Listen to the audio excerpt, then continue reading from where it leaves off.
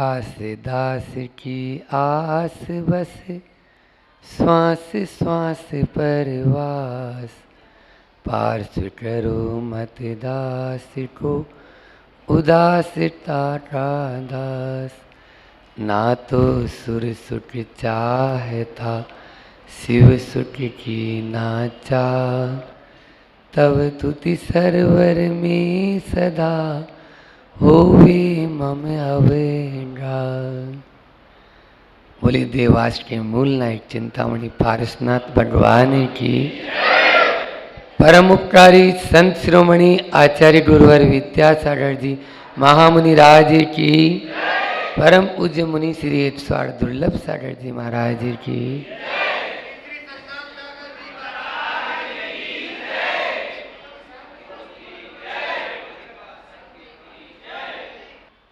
बोलने में बहुत विकल्प है, सुनने में विकल्प नहीं है।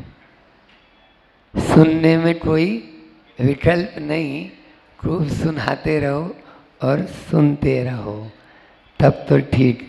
लेकिन यदि हमने बोला तब कितना बोलना, क्या बोलना, ये सब कुछ देखा जाता है। और फिर माता जी के सामने तो अभी जैसा बताया ना कि दोनों ही ब्रह्मचारी अवस्था में माता जी से जुड़े थे और धीरे धीरे माता जी की बहुत भावना रही कि कैसे भी, क्योंकि महाराज जी की तो बहुत जल्दी इनका व्रत हुआ और दीक्षित हो गए। लेकिन हमारी परीक्षा की घड़ियाँ काफ़ी चलती रही और कई बार विचलित होने की कोशिश की, लेकिन संबल बहुत मिलता रहा कि नहीं, मेरा कस के पकड़ लो हाथ, छुड़ाऊं तो छुड़ाया नहीं जाए। ऐसा गुरुवर के प्रति भावना बार बार माता जी यही बोलती थी कि बस गुरु का हाथ थाम लो, एक न एक दिन मुनि महाराज जी तो बन ही जाएंगे। और लेकिन अब समझ में आता है कि वस्त्र उतारना तो बहुत सरल है, जब तक भीतर से परिवर्तन न हो तब तक कोई भी ये कार्यकारी नहीं है। आचार्य श्री जी तो सीधे सीधे हाइकू में कहते हैं, सांप ने छोड़ी कैंचुली, विष तो छोड़ो, विष तो छोड़े, वस्त्र उतारे हैं तो जैसे सर्प कैंचुली छोड़ दिया है, लेकिन विष भी छोड़ना।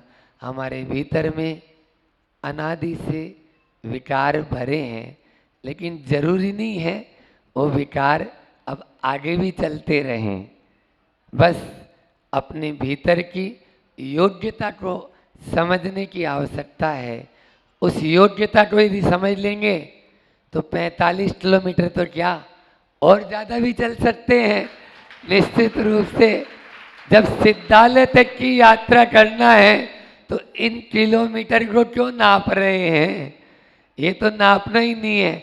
फिर तो तन भी, अभी माता जी ने कहा कि वेतन दो लेकिन तन को मत देखो, उतना ही वेतन देना है जितने में ये अच्छे से काम कर रहा है। अभी 45 नहीं, आराम से कुछ उस शाश्वत अंक या शाश्वत सुख को प्राप्त करना है। तो अभी तो मुझे चलते जाना चलते जाना चलते जाना है, तब जाकर उस मंजिल को प्राप्त अपन को करना है। गुरुवर के आशीर्वाद से इंदौर वाले हैं, दोनों हाथ में लड्डू रखते हैं। ये तो आप देखो ना, एक तरफ माता जी को और सबका संपर्क उसी क्षेत्र से बना हुआ है जिस क्षेत्र में गुरुवर जी के आशीर्वाद से हम लोग जा रहे हैं। सबका, चाहे बांकानेर हो, चाहे सिंगाना हो, चाहे मनावर हो, चाहे आप धर्मपुरी हो, सब क्षेत्र वाले। इंदौर में एक घर है तो एक घर उधर भी है, तो आपको दोनों ओर देखना है। इसलिए माता जी का भी चातुर्मास, उनकी भी साधना आप सबसे छिपी नहीं है, उसको भी अपन को उत्तरोत्तर आगे बढ़ाते चले जाना है। साधु का तो यही होता है, 4 महीने जो है वे आत्म साधना में करें और आप लोग जितना लाभ ले लें ये आपके पुण्य पर निर्भर है। निश्चित रूप से आप लोग पुण्यशाली हैं जो गुरुवर ने आपको इस तरह का यह सुअवसर प्रदान किया है। आप उस सुअवसर का लाभ उठाएं और उस आत्म कल्याण को आप भी प्राप्त करें। बोलने को बहुत कुछ होता है, लेकिन समय भी अपनी घड़ी भी अपनी आगे बढ़ती जा रही है। पूज्य महाराज श्री जी को भी अपन को सुनना है। मैं इतना ही कहना चाहता हूँ कि माता जी को देख लो, माता जी को देख लो, और साधना में चाहे महिला हो चाहे पुरुष हो, मैं तो कई बार उदाहरण देता हूँ कि जो इतने कम हीमोग्लोबिन होने के बाद में भी, लेकिन भीतर की आत्मशक्ति ऐसी शक्ति है जिसके माध्यम से वह निरंतर, और प्रतिवर्ष मैं तो देखता हूँ 500-600 किलोमीटर से नीचे भी और तो होता ही नहीं है माता जी का, उससे नीचे नहीं होता है, वह निरंतर आगे बढ़ती रहती है। आचार्य श्री जी कहते हैं कि पहाड़ पाँव से नहीं चढ़ा जाता, पहाड़ पाँव से नहीं चढ़ा जाता, इरादों से चढ़ा जाता है। इरादे यदि पक्के हो जाएं तो फिर दूरियां बाधक नहीं होगी। बोलिए अहिंसा परमो धर्म की। आचार्य गुरुवर विद्या सागर जी महामुनि राज जगह अभी वर्णमाला की प्रवचन माला में यह के ऊपर बोलना है। अपना पै फै भय भ मैं ये पूरा पवर्ग हो गया। आज यह के ऊपर कहना था, और यह से मैंने जैसा सवेरे आपको बताया कि योग्यता सब में है, उसको उद्घाटित करने की ज़रूरत है। योग्यता को उद्घाटित नहीं कर पा रहे हैं, इसी कारण से ऐसा हो रहा है। हमारे भीतर में अनंत योग्यता है, लेकिन उस योग्यता को जब तक हम खुद समझ नहीं पाएंगे, क्योंकि आचार्य श्री जी बार बार कहते हैं तन मिला तुम तप करो, करो कर्म का नाश, और रवि शशि से भी ज़्यादा है तुम में दिव्य प्रकाश। इसलिए रवि और शशि से भी ज़्यादा दिव्य प्रकाश यदि आप में है तो उसको पहचानने की ज़रूरत है। यदि पहचानेंगे नहीं तब तक हम योग्य नहीं बन पाएंगे। आज 4 शब्दों पर संक्षेप में अपन चर्चा कर लेते हैं कि योग्यता, अयोग्यता, योग्य और अयोग्य। तो योग्यता ऐसा है, एक शिला पर बैठकर सैलानी, नदी के किनारे शिला पर सैलानी अटकेलियाँ खेलते थे और नदी में पत्थर फेंकते रहते थे। उसी शिला पर धोबी आकर कुछ वस्त्र धोता था, लेकिन एक दिन उधर से शिल्पी का उधर से गुजरना हुआ और उस शिला को देखा, और उस शिला को देखते ही उसने सोचा इसमें तो बहुत सुंदर मूर्त का रूप है। अपने कारखाने में लाया, छेनी हथौड़ी से उसको तराशना शुरू किया, और जो उसके अंदर वेस्ट मटेरियल था उसको बाहर निकाला और एक सुंदर सी प्रतिमा का आकार ले लिया। सर्वप्रथम उसी शिल्पी ने उस प्रतिमा के चरणों में प्रणाम किया। ये किसका परिणाम है? ये है योग्यता का। उस शिल्पी ने उस पत्थर में यह देख लिया था कि इसमें भगवान की मूर्त छिपी है। इसी प्रकार से हमारे भीतर भी भगवान बनने की क्षमता है। बस गुरु के यदि सानिध्य में हम आ जाएं और अपने विकारों को धीरे धीरे बाहर करते चले जाएं, तो निश्चित रूप से एक न एक दिन हम भी उस प्रतिमा की तरह भगवान बन जाएंगे। अपनी योग्यता को पहचानो, अपनी योग्यता को पहचानो और उसके बाद में उस योग्यता को उभारो। पहला है पहचानना, फिर है उभारना, उभारना के साथ में फिर निखारना, और निखारना के बाद में प्रकटाना, तभी प्रकट होती है। 4 बातों को याद रखना। पहले अपनी योग्यता को पहचानना है और उसके बाद में उस योग्यता को धीरे धीरे उभारना है। इसके लिए हमें जो अपनी योग्यता है उसके लिए उसी अनुरूप साधनों को जुटाना है, अन्यथा वो साधन नहीं जुटा पाएंगे तो हम कभी भी अपनी योग्यता को आगे नहीं बढ़ा पाएंगे। एक शब्द और बोला मैंने अभी कि योग्यता को निखारना। योग्यता तो है, लेकिन आप यदि उसको अभ्यास में नहीं लाएंगे, अब जैसे आप कैमरा चलाना जानते हैं मान लीजिए, और कैमरा चलाना जानते या सीखना चाहते हैं, तो यदि उसमें आप यदि निखार लाना चाहते हो, जो भी व्यक्ति हैं, तो उनको उसमें निखार लाने के लिए आप उसको प्रयोग करें। प्रयोग करेंगे, एक बार गलत होगा, फिर सही होगा, फिर गलत होगा, फिर सही होगा, इस प्रकार से निखार आता चले जाएगा। और जैसे ही निखार आएगा तो उसमें प्रकटाने भी लगेंगे, आप अपनी योग्यता को प्रकटा लेंगे। इसलिए योग्यता को प्रकटाना जरूरी है। अपने भीतर को पहचानो। हमारे भीतर में अनंत शक्ति है।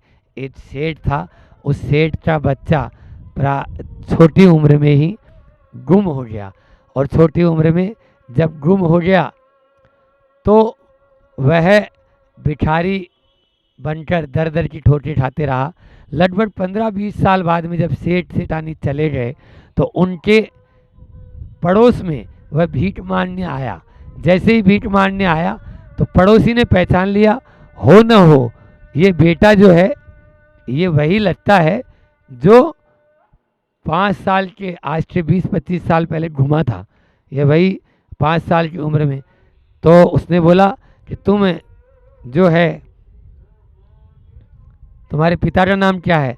मैं नहीं जानता कौन मेरे पिता हैं, मैं तो इतना जानता हूँ कि निश्चित रूप से मेरे माता पिता मुझे जन्म देके स्वर्ग सिधार गए, और जब समझ आई तो भिखारियों के बीच में पला बड़ा, रोज़ अपना कमाता हूँ, रोज़ खाता हूँ। नहीं, तुम सेठ के बेटे हो और तुम भिखारी बने हो। बोले कहाँ मजाक करते हो, मैं सेठ का बेटा नहीं हूँ। नहीं, तुम्हारा दाहिना हाथ बताओ। दाहिना हाथ बताया, उसके दाहिने हाथ में वही नाम खुदा था जो बचपन में पड़ोसी सेठ ने उसका नाम रखा था। देख, तुम सेठ का बेटा था। बोले नहीं नहीं, मजाक कर रहे हो आप, सेठ का बेटा? अरे तुम अपार अकूत जायदाद के स्वामी हो। जायदाद के स्वामी कहाँ हूँ, मैं तो भिखारी हूँ। तुम्हारे गले में ताजीब है, ताबीज़ है, इस ताबीज़ को खोलो। देखा, तांबे का ताबीज़ था। उस ताबीज़ को जैसे ही खोला उसके अंदर से चांदी का ताबीज़ निकला। उस चांदी के ताबीज़ को बोले इसको भी खोलो। उसको खोला तो इसमें सोने का ताबीज़ निकला, और जैसे ही सोने का ताबीज़ खोला उसके अंदर एक बेश कीमती नगीना हीरा का टुकड़ा था। बोलो, अब वो गले में उसके हीरा का टुकड़ा है, लेकिन उसको मालूम ही नहीं है, क्योंकि वो तो तांबे का मान रहा है। ये था, हमारी भी ऐसी स्थिति है। हम कुएं में जिस प्रकार से रहते हैं कि कुआं हमारे पास में है और फिर भी हम प्यासे घूमते रहते हैं। ये प्यास कब मिटेगी? कब मिटेगी ये प्यास?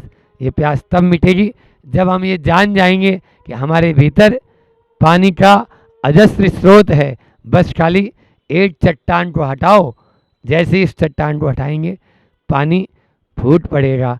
आज यही बात हो रही है।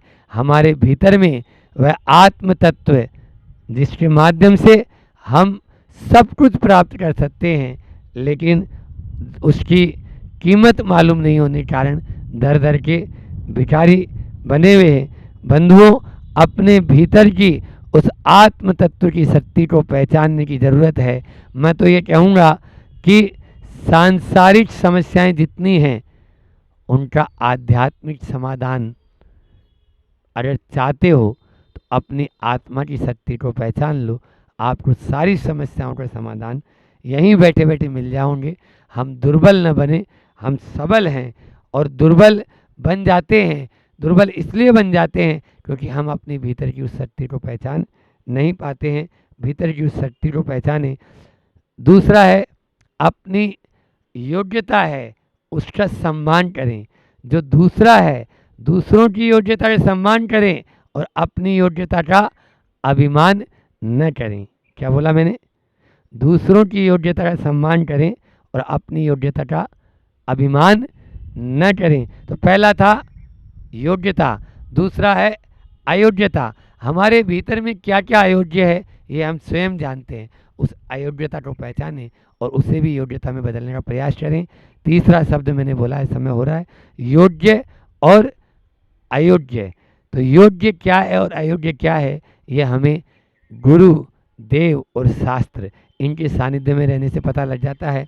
हम योग्य हमारे लिए क्या है सब जानते हैं कि ये हमारे लिए योग्य है और ये हमारे लिए अयोग्य है, लेकिन मोह अंधकार के पीछे हम अयोग्य को योग्य मान लेते हैं और उसी को योग्य मानकर अपना आचरण करते रहते हैं। फलस्वरूप केवल मात्र पश्चाताप ही हाथ लगता है। इसलिए योग्य को पहचानो, जिसको हे और उपादेय भी बोलते हैं। अभी बिहार में एक ग्रंथ का स्वाध्याय चल रहा था, सम्यक तो कौमुदी, उसमें आता है औचित्य गुण। सम्यक दर्शन जो है उस सम्यक दृष्टि का एक गुण होता है औचित्य गुण। औचित्य गुण का मतलब ही यही है, योग्य क्या है और अयोग्य क्या है। आप बैठने के पहले, जैसे मान लीजिए मुझे यहाँ बैठा दिया आप लोगों ने, अब थोड़ी थोड़ी धूप आने लगी, तो अब देख रहे हो कि धूप आ रही है। ये तो पहले से आप लोगों को सोचना था कि योग्य क्या है और अयोग्य क्या है। आप सब लोगों को भी थोड़ी थोड़ी धूप लग रही है, लेकिन लगेगी, इसके लिए आपको यही होगा कि भैया अब चलो सुनो। इसलिए उस समय अपन ने जो निर्णय ले लिया है उस निर्णय को अपने भीतर एक बार निर्णय लेने के पहले सोच लो। एक कहावत पढ़ी थी मैंने कि सोच करे सो सूर है और कर सोचे सो धूर। क्या बोला मैंने योग्य और अयोग्य के लिए? सोच करे सो, बोलो रिपीट करो, सोच करे सो सूर है और कर सोचे सो धूर। मतलब सोच करके हम करेंगे, योग्य और अयोग्य का विचार करेंगे तो सूरवीर कहलाएंगे, और करने के बाद में यदि सोचेंगे तो धूर कहलाएंगे, धूर्त कहलाएंगे, मूर्ख कहलाएंगे। इसलिए करने के बाद ही मत सोचो, करने के पहले सोचो, तब तो निश्चित रूप से योग्य और अयोग्य विचार। एक और बात बता दूं, अभी चातुर्मास का समय निकट है, तो निश्चित रूप से योग्य पुरुष भी होते हैं और अयोग्य पुरुष भी। अगर अयोग्य पुरुष के हाथ में हमने योग्य कोई बागडोर सौंप दी तो 3 साल में वो काम होने वाला नहीं है। इसलिए योग्यता का विचार करें कि उसकी क्या योग्यता है। जिसकी योग्यता जितनी होगी, अगर उसको उतना ही काम देंगे तो निश्चित रूप से आपका काम सक्सेस होगा, सफल होगा। अन्यथा आपको उसकी कुवत है नहीं और आपने उसको वैसा काम सौंप दिया तो वो काम नहीं कर पाएगा। इसलिए निश्चित रूप से योग्य और अयोग्य का विचार करें। किसी ने सच कहा है, श्रद्धा ज्ञान देती है। क्या बोला मैंने?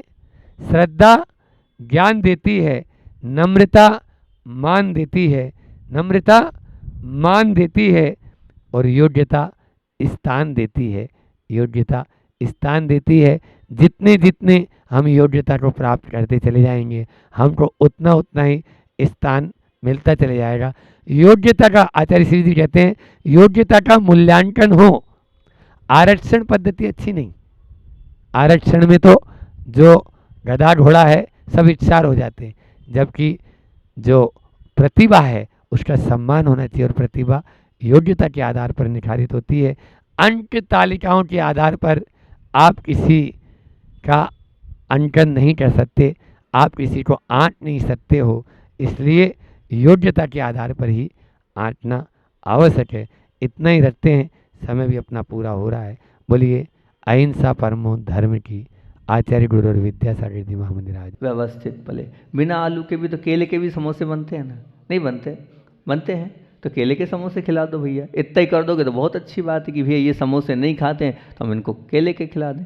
तो ऐसे बिना आलू प्याज के त्याग की चीज़ों के लिए संयोग, ये भी एक प्रकार का सहयोग है। जैसे भी हो वो अपने को करना चाहिए। अगर पूजन का नियम है, अभिषेक का नियम है, तो उसको पालने के लिए पूरी अनुकूलता बनवाना चाहिए कि भैया इनका नियम है पूजन अभिषेक का, चाहे जो हो जाए, इनको समय पे उठाना है, ये भी बहुत बड़ा सहयोग है। इनके लिए धोती दुपट्टे सुखाना है, ये भी बहुत बड़ा सहयोग है। आप धोती दुपट्टे सुनाएं, उनको उठा दिया, उनको याद दिला दिया, उनको बाहर घर से कर दिया, ये भी सहयोग है।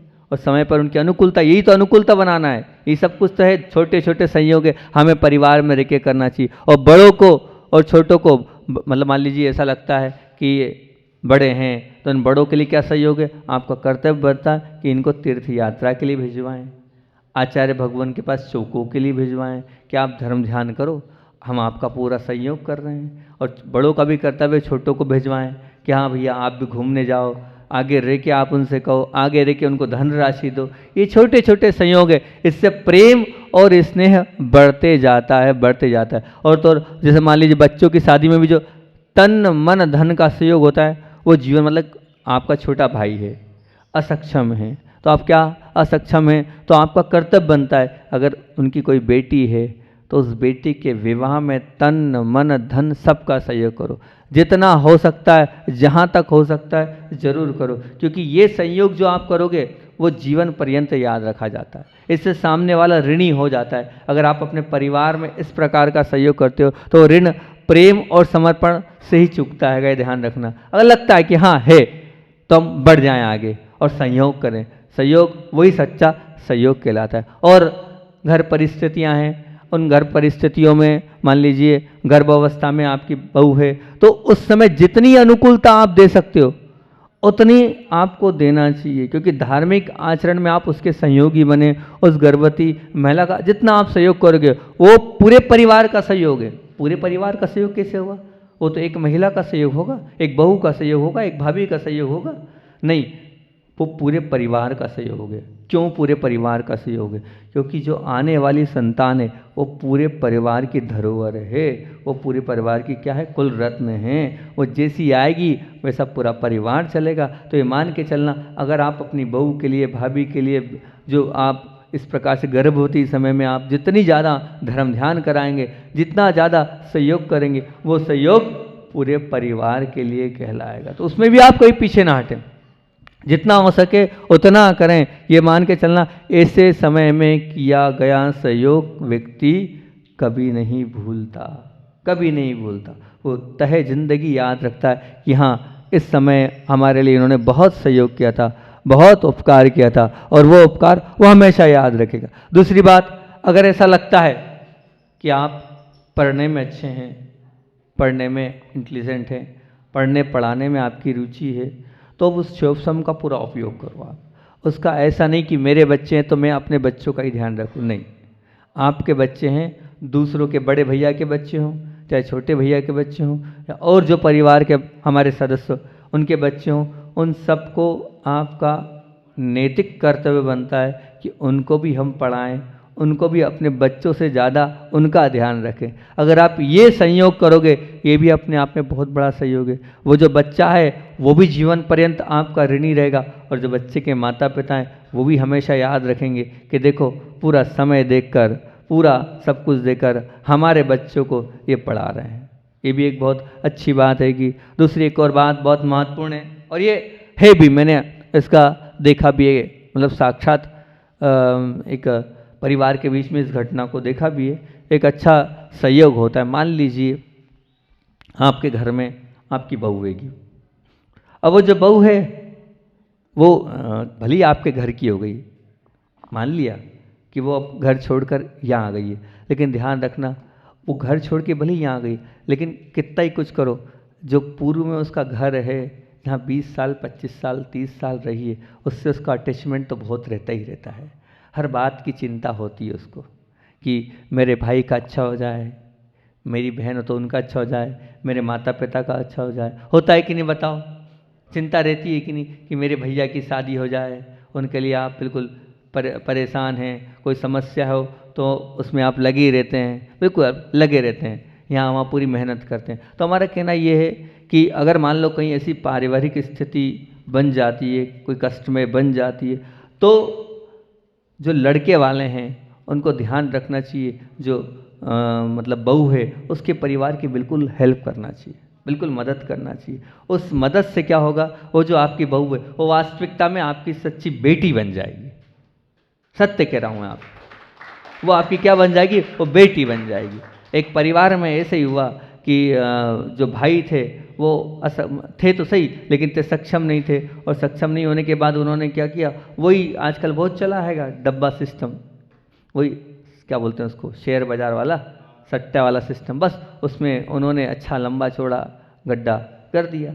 अब उस पूरे नुकसान को किसने, तो बोले जो जीजाजी थे उन जीजाजी ने पूरा संभाला, मार्केट के लोगों को जिन जिन को देना था उन सबको बिठाया।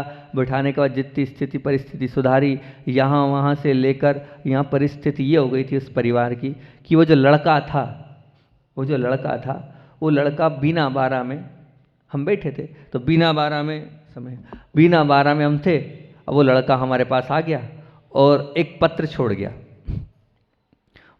हम सामायिक में बैठने लगे। हम वहाँ पर एक बीना बारह में शांतिनाथ भगवान के सामने जो पुराना कार्यालय था उसमें प्रतिमाएं रखी थी, उस अंदर बैठते थे, कमरा टाइप से था। अब वो रख गया, हम सामायिक खड़े होने लगे। बोले महाराज जी अभी नहीं खोलना, मैं सामायिक के बाद खोल लेना, उसको पढ़ लेना।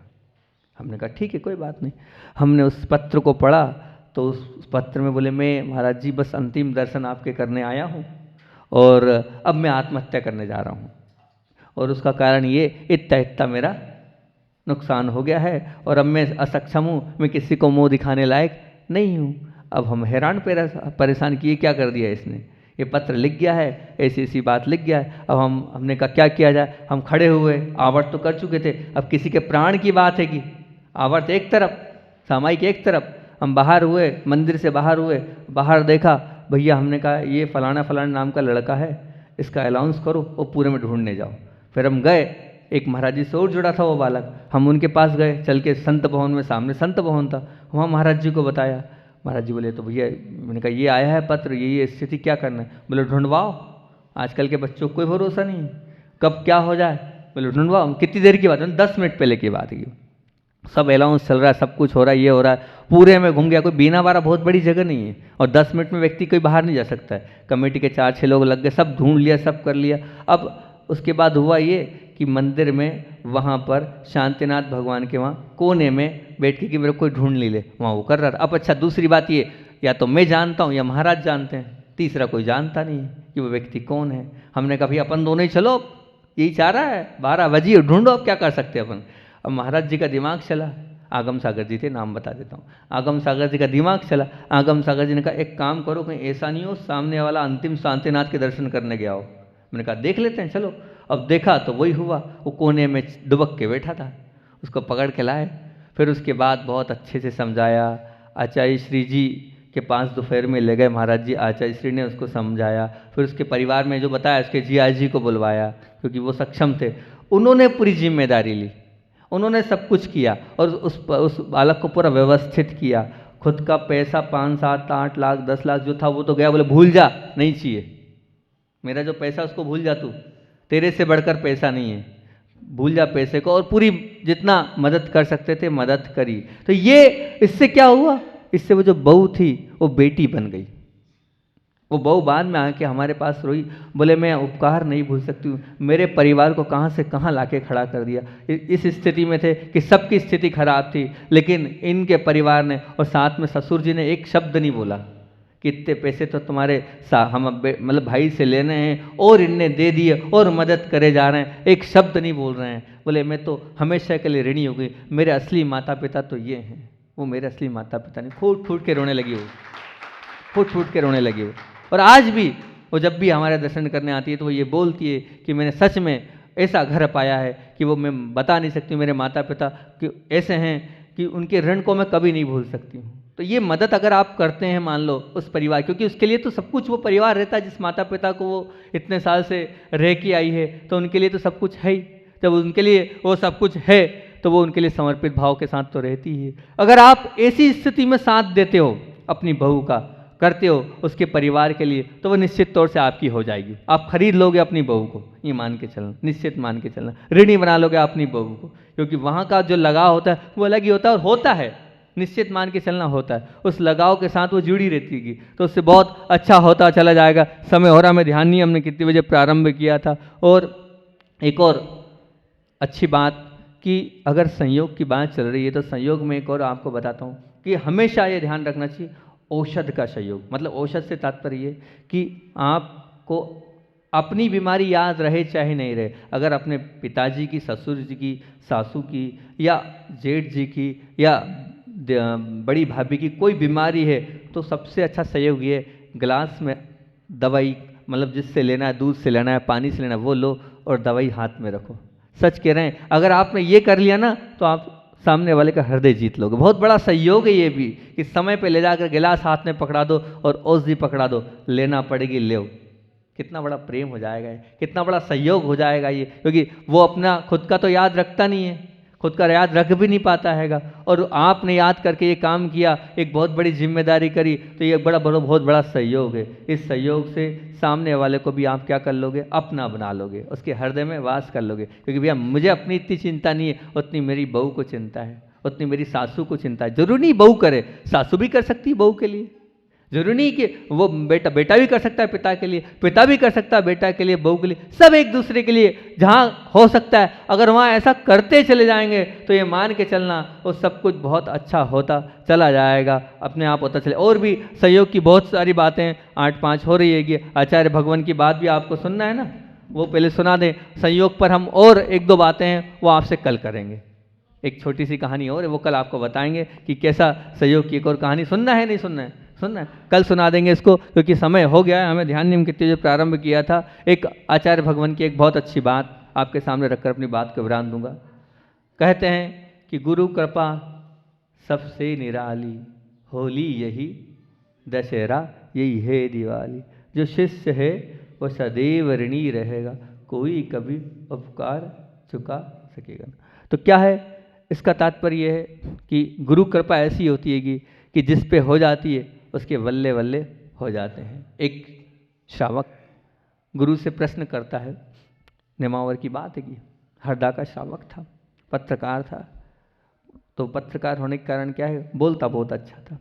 तो उन्होंने कहा, आचार्य श्री जी ये गुरु कृपा कहाँ तक कार्यकारी है? आचार्य श्री जी ये गुरु कृपा कहाँ तक कार्यकारी है? तो आचार्य श्री के मुखारबिंद से अमृत वर्षा हुई। गुरु एक निमित्त होते हैं, गुरु एक निमित्त होते हैं। उनके पास श्रद्धा भक्ति विनय के साथ जो आता है, उसका जो मार्गदर्शन लेना चाहता है, तो गुरु उसका उपकार अवश्य करते हैं। परंतु एक बात ध्यान रखना, शिष्य के पीछे गुरु नहीं होते हैं, शिष्य को गुरु के पीछे सन्मुख होना पड़ता है, अर्थात गुरु के पीछे चलना पड़ता है, तब कहीं जाकर वह जो गुरु है उस शिष्य को मार्गदर्शन देते हैं। ऐसे नहीं मार्गदर्शन देंगे, बिल्कुल उसी हिसाब से। बोले श्रावक बोला नहीं समझे हम, बोले नहीं समझे तो बोले हम आपको बताते हैं क्या, कि एक उदाहरण के माध्यम से समझ लो। बोले मान लीजिए एक नाव है, उस नाव में बैठना है आपको और आप उस पार चाहते हो, तो क्या होगा, उस नाव में आपको समर्पण करना पड़ेगा, पूरा अपने आप को समाहित करना पड़ेगा कि नाव का भरोसा है कि इस पार से उस पार वो नाव मुझे पहुंचा देगी। जब आपकी अगाध श्रद्धा होती है, उसी के साथ आप उस नाव में सवार हो जाते हैं। ऐसे ही इतनी ही श्रद्धा आपको गुरु के प्रति होना चाहिए कि बस अब कुछ नहीं है, जो उनने कहा है वो मैं मानूंगा, बस अब मेरे लिए जीवन में कोई किंतु नहीं, कोई परंतु नहीं, वही मेरे खिवैया हैं। बस मैं तो गुरु रूपी नाव में सवार हो गया हूँ, वो जैसा जैसा बोलते जाएंगे मैं वैसा वैसा करता चला जाऊंगा। ये जब आपके अंदर आएगा तो ही आप सच्चे गुरु भक्त कहलाएंगे, अन्यथा गुरु भक्त आप है ही नहीं। और एक बात ये कहें, अगर गुरु के अनुसार चल रहे हैं तो छंदानुवृत्ति है, गुरु के अनुसार आप अगर चल रहे हैं तो छंदानुवृत्ति है, और अपने अनुसार चल रहे हैं तो क्या है, छंदा नहीं, वो स्वच्छंद वृत्ति है। कैसी वृत्ति है? स्वच्छंद वृत्ति है। अच्छा, जो साधक स्वच्छंद वृत्ति जीता है वो कभी भी गुरु को प्राप्त नहीं कर सकता है, और जो साधक गुरु की आज्ञा का पालन करता है, शब्द से आज्ञा का पालन करता है, वो छद्दानुवृत्ति है। जिसको संसार सागर से मुक्ति पाना है वो इस प्रकार से गुरु कृपा से जुड़ जाएगा तो बहुत अच्छी बात है, उनकी आज्ञा से रहेगा तो बहुत बात है। गुरु की कृपा उसी पे कार्यकारी हो सकती है। इसका तात्पर्य क्या है? आचार्य श्री यहाँ क्या कहना चाह रहे थे? आचार्य श्री के भाव यही थे कि गुरु की कृपा उसी पर कार्यकारी होती है, उसी को व्यक्ति को पूर्ण रूप से फलती है जिसका सच्चा समर्पण होता है, जिसका सच्चा समर्पण होता है, उसी के ऊपर गुरु की पूरी कृपा धुलती है, उसके बिना गुरु की कृपा नहीं डुलती है। अंत में 2 लाइन बोलकर अपनी बात को विराम दूंगा। गुरु आज्ञा गुरु आज्ञा अरु गुरु कृपा, गुरु आज्ञा अरु गुरु कृपा, शिव मग में धर दे, शिष्य समर्पित हो चले, भवदधि पार करे। बोलिए आचार्य भगवान विद्यासागर जी महामुनि राज की।